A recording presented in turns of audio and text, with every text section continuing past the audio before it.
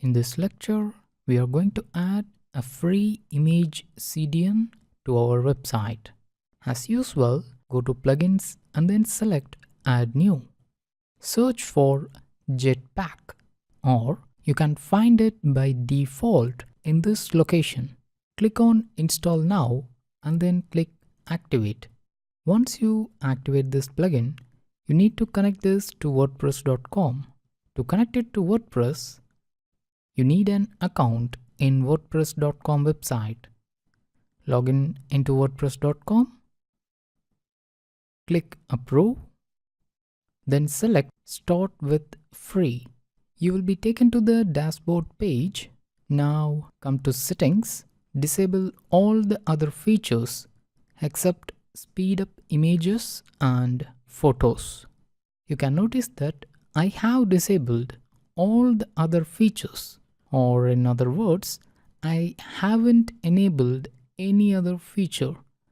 This is very important because Jetpack is a powerful plugin which loads several JavaScript and CSS files as you enable more and more features. So, enable the features only those you want.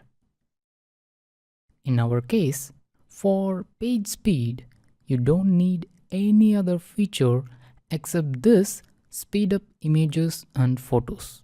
When you click this feature, all the images from your website will be served through Jetpack's own CDN, the two for free. Let's check it directly in our website. Open your website, then open any image in a new tab.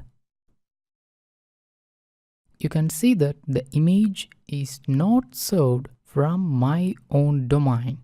It's served from i0.wp.com, which says it is served from a different server or Jetpack's own server.